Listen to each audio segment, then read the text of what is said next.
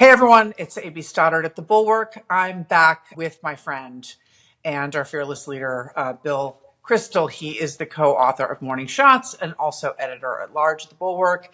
And we are awaiting polls like a lot of other people. They're not coming in quickly enough for me, Bill.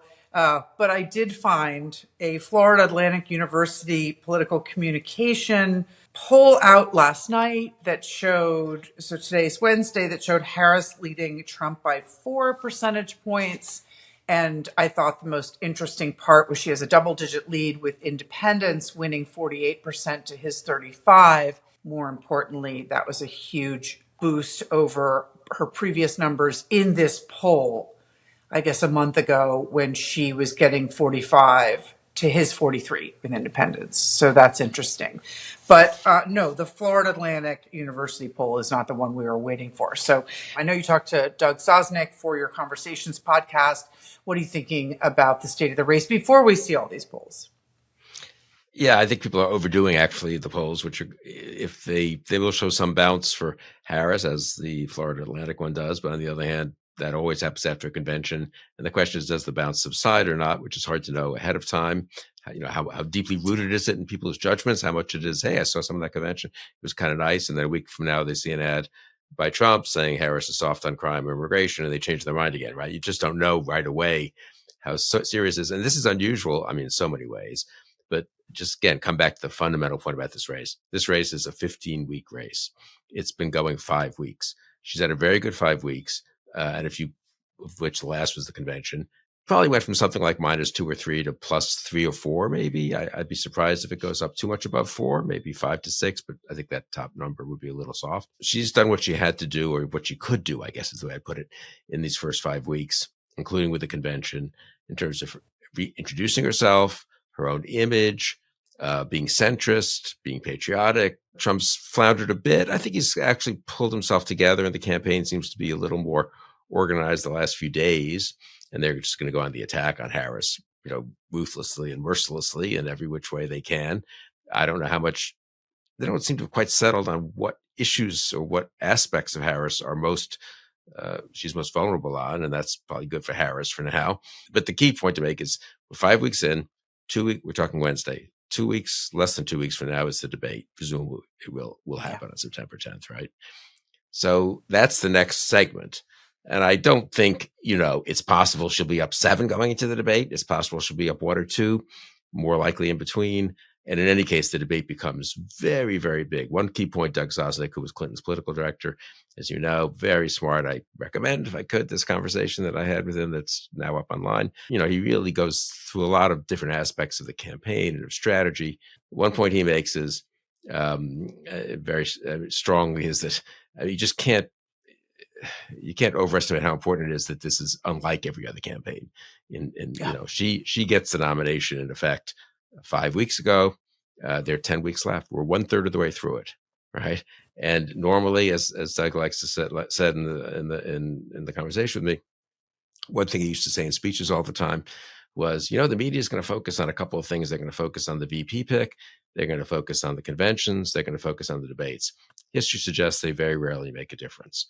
Voters kind of know if they want to reelect the incumbent president or not. The debate, Romney, Obama has a shaky debate. He loses a point or two. He gets it back the next debate. Voters go back to where they want to be, basically, which is a verdict on the incumbent or a judgment about the basic agendas and characters of the two candidates. We don't have that this time. And we have the basic judgment on Trump, but Harris is in flux, still not that well known. And so the convention, the VP picks, both of them, the conventions, both of them, I would say, and the debate or debates become extremely important. I mean, Sosnick's main point is this is the opposite of every campaign, pretty much, he's been involved in, and then every campaign in the last 3 or 4 decades. And not just in this somewhat limited way, but it's worth generalizing that point, that all of our assumptions may not be quite right as we transfer them from 2-year-long campaigns to 15-week campaigns. Yeah. What are your feelings about what Harris needs to do in the debate? She needs to do well, obviously, but do you have anything sort of specific in mind? Mona and I spoke about this yesterday, and how Tulsi Gabbard is helping prep Trump for the debate, and that Harris seemed in debates in 2019 to get a little thrown off when she was insulted or attacked. I am not worried about her responding to Trump's attacks because Trump is a joke. He attacks everybody. Any attack on her that he launches is going to be helpful to her, in my view. What did you and Mona, I haven't seen it yet, what did you guys sort of focus on? What struck you? I don't think that Tulsi Gabbard got the best. Mona thinks she did. I disagree, of Harris in that debate. Now, Senator Harris says she's proud of her record as a prosecutor and that she'll be a prosecutor president, but I'm deeply concerned about this record. There are too many examples to cite, but she put over 1,500 people in jail for marijuana violations and then laughed about it when she was asked if she ever smoked marijuana.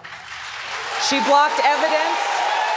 She blocked evidence that would have freed an innocent man from death row until the courts forced her to do so. She kept people in prison beyond their sentences to use them as cheap labor for the state of California.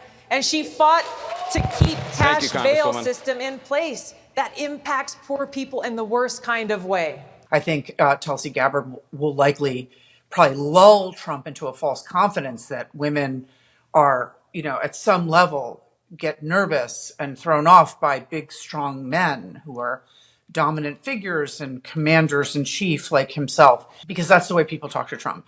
I think that in terms of the interview coming up, I wanted an interviewer more than one, as I wrote the other day, before the debate, so that she could be versed in answering these questions that make her nervous. And of course, she'll have to address Biden's cognitive decline, which I think she can do, because I don't believe the American vote, any voter in really, except for the most MAGA like cult members who want to use this as a cudgel, I don't think American voters believe that vice presidents ever come out and say, the old man I'm working for, he's gotten too old and he's past his sell date and he can't do the job anymore. That only happens in the movies. And no one believes she was ever going to come out and do that. So what are your thoughts in terms of what she has to accomplish at the debate? What are the moments she's dreading and how should she handle them? I do think it's, as always with these debates, and I've been involved in at least one vice presidential debate. I was a Krell's chief of staff and then paid pretty close attention that year and was marginally involved in the Bush preparations too. Very marginally, I've got to say. One thing one should always remember is the overall impression that matters the most, unless there's just one moment, a Quayle, right. Benson moment that leaps out, Ford in 76 with Poland being, not controlled by the Soviet Union, but that's not usually the case. So then it becomes a question of, so that's one thing to think about. We can come back to that in a second if you want, but the other thing is the overall impression. Sosnick made this point, which I think is very true. Candidates get better in the course of long campaigns if they're good candidates. Clinton and Obama would be the two best cases of that. They were not great when they started in their presidential campaigns. And they did a ton of debates for primaries. And by the time, and they won, and they gave zillion speeches and a million interviews. And by the time they got there in October to the actual October, to the presidential general election debates, even though they were fairly untested, they'd not run for president before, for example, they were ready. Right. Harris has the huge advantage of not having to go through a Democratic primary like 2019 nightmare, not having gotten beaten up, being fresh, new, exciting, and all this, which she has been for the last 5 weeks. It's a very big advantage, I think. On the other hand, she has the flip side of that is the big disadvantage of she hasn't done a debate since October 2020 against Pence.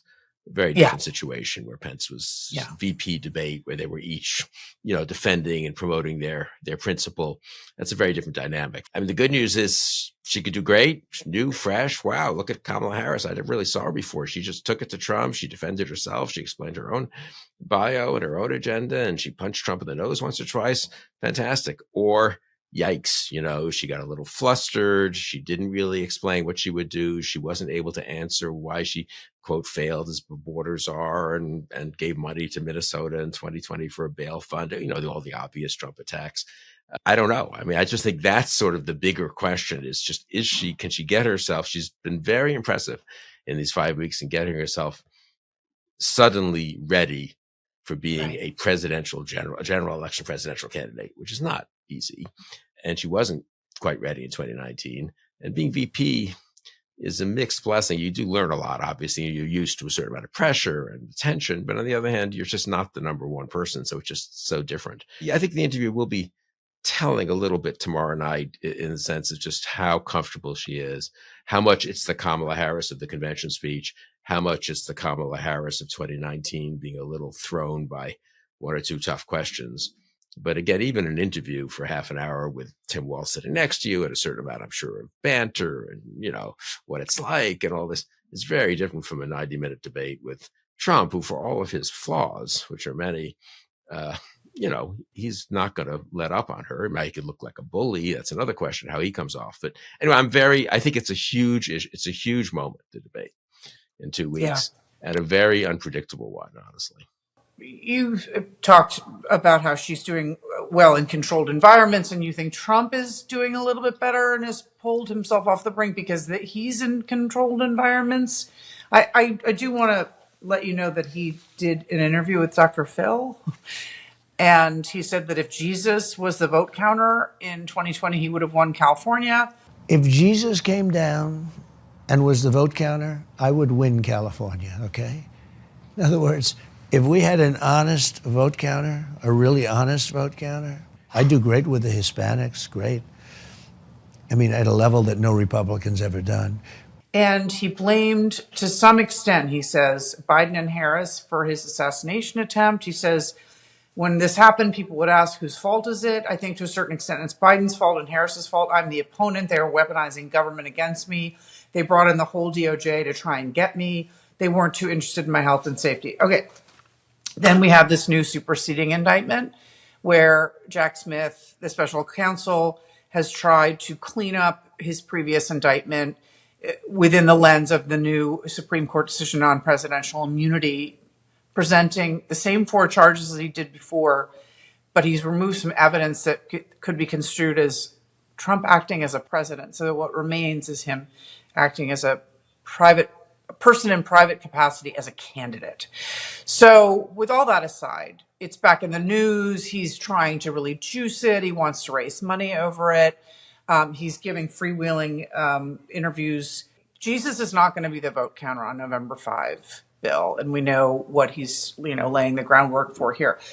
In terms of, he is definitely nervous about the debate. He doesn't want to debate Kamala Harris. What are your thoughts on Trump going into the debate? And he's gone, bananas in so many ways in the last 2 weeks. Do you think he's calming down and readying himself for this? Understands the stakes? Is sober about how serious it is? I don't know. I think before the Biden debate, he was somewhat equally probably unhinged in a lot of what he said on social media, what he said about 2020 and so forth. Maybe not quite as much, and then he pulled himself together and did what he had to do for the Biden debate. Obviously, the story of the Biden debate was Biden, but Trump did well by his standards. He got, towards the end, he was so confident that he unleashed himself a little bit, and obviously did so at the convention. I don't know if maybe I'm overstating it to say that I suspect he's sort of pulling it back together a little bit, but I feel like even in these interviews, he doesn't look like a crazy person. Sosnick always says, turn the sound off, and just look at him. He's talking to Dr. Phil. He's talking to various podcasters I've never heard of. But he looks like he's out there. He's not scared of them. He doesn't look like he's, nuts sort of visually. You know what I mean? I'm worried that people are overestimating how bananas he is and underestimating that he'll get it together enough. Again, he's not going to convince all of us who think he's utterly and totally unsuited to be president, but those marginal, low information voters, are they going to be turned off by him? They could be if he bullies Kamala Harris. The gender gap could explode even more than it already is, which is pretty massive in a way that helps her. I think he could make mistakes. Don't get me wrong. The indictment, I just say a word about that. All my lawyer friends are happy. Smith did the right thing. He had to narrow it because of the immunity decision, but he did so in a very, sound legal way. And isn't it good to remind people? I actually think it's a political matter. It's probably helps Trump. There's not a single person who's moved by January 6th who's going to be, I forgot about January 6th. And now I'm reading some story on page 11 of that people don't read newspapers anymore, but on, somewhere in social media that there's a new version of the indictment. People who think he deserves to be punished as he should be for January 6th are already there. I do think among a certain type of low information voter, that the Biden weaponizing Justice Department, they're coming back. It's almost just over 60 days before the election. There's another indictment. They can't get any of these indictments through the courts because they're all, problematic from, legal and constitutional point of view, this is Trump's line, obviously, and here's just going after me again. I don't know if it really helps him, because I think the people who respond to that already are for him anyway. But I think the notion that it's adding a brick in the case against Trump, I really don't agree with that, actually. I would have been perfectly happy just to let it sit there and be the old indictment and just say the courts, incidentally, have helped Trump. And that's why you can't elect Trump again, because he's going to put a lot of pro-Trump judges on the courts, like Eileen Cannon. So I don't know. I maybe I'm overdoing it. I've always erred on the side of worrying about Trump doing better than people expect. Sometimes I've been right. Sometimes I've been wrong here, luckily. But I'm a little nervous that people are too cocky that Trump's just going to be out of control in 2 weeks. He can do a lot of idiotic stuff on Truth Social that he doesn't, unfortunately, pay much of a price for. But when he knows he's on national television for 90 minutes, he can pull it together enough to maybe reassure some of the swing voters he has to. I think the bullying of her could be big, though. That's something he hasn't ever quite. I'm not sure he's ever figured that out. How do you handle a younger woman, a black woman in this case? How does he'll want to attack her, but it's not quite as easy as attacking Biden, I don't think. Do you think? I don't know. That's so interesting, Bill, because I agree with you. I think he has the ability to show up and control himself. If he doesn't, it's just going to be so bad for him. I mean, if he's having a bad night and he rants and raves, he looked far more in control than Joe Biden on June 27th. But I was interested to find later, after you and I were on this live stream afterwards, it was like so traumatic.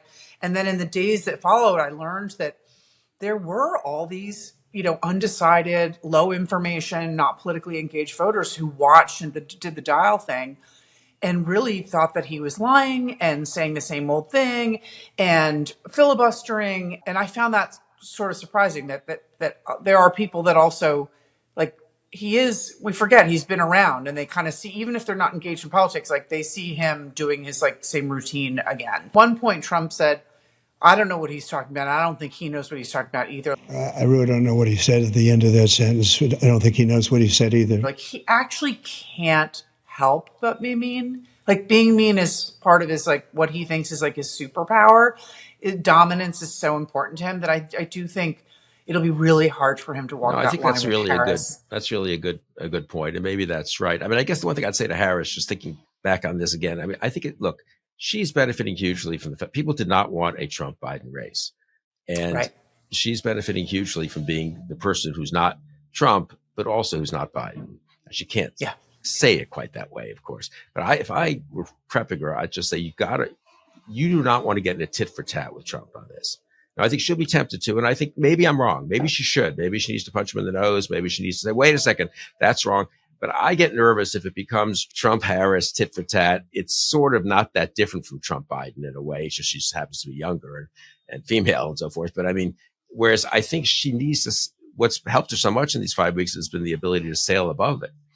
And you can do that when you're giving speeches to friendly crowds. You can't do that in a debate. I understand. So maybe I'm being unrealistic, but somehow she has to at least begin with the posture that I'm going to make my case to the American people. Donald, you go ahead and make your case. And, that's my attitude. Now, my attitude isn't I'm coming in looking to sort of stick it to Donald. I think that's a bit of a recipe. That's what the Republican candidates, the trap they fell into in 2016, a little nervous about that for her. Now, she has internalized very well so far the notion that it's got to be about her and about new forward change and so forth. I hope my general recommendation, but I don't have confidence in this, I got to say, is to stay on that path a little more than a lot of our friends would want, who want her to really call him a convicted felon. Don't let him get away with anything. Don't let him lie. Say in the first 5 minutes that he's a criminal. I don't think that's a good idea, actually. Yeah, again, a straddle for her, right? That she want, and it's kind of, you wrote about this yesterday, that she's called him in her nominating speech an unserious man in so many ways, but the threat and the danger of him is quite consequential and serious. And so I do want her in a 90 minutes to at least once or twice get to that when the moment is right. No, totally. I don't want she her has to get to the danger. Yeah, I don't want her to keep smiling and offer tomorrow, the whole time, because it like sort of normalizes the threat of Trump. Like, we can't just treat him like crazy grandpa who's kind of a goofball. And that's what makes, and you and Tim were talking about this Monday, what's makes a lot of voters who aren't politically engaged sort of think, well, he can't be that threatening because he's kind of a goofball. So it is going to be a balancing act. And there was a new commercial out from them today, or maybe last night, on Project 2025 that I thought was great. And it's at the end, they have him saying it takes time to get revenge. Donald Trump may try to deny it, but those are Donald Trump's plans. Well, revenge does take time, I will say that. And sometimes revenge can be justified. He'll take control. We'll pay the price. I saw the ad. I thought it was pretty good. And I do think I'm very much struck that the Project 2025 stuff seems to have caught on. So making the case for the danger of Trump, the forward-looking case, Project 2025, I think is very, very important. In case you say you can't just normalize it into it's just two kind of parties and you just pick which one whose tax plan you like better or something. You've got to make that point. You've got to make the point about Ukraine and the danger to the international order that Trump faces. But I think her attitude going in is that those are the points she wants to make. She'll obviously respond. She'll have to think through how she wants to respond to him if he insults her and goes crazy. And it's, Comrade Kamala. And there's a moment for indignation there. You don't want to go Mike Dukakis and be so disciplined that you don't get annoyed, you don't get angry when he insults you personally and your family personally.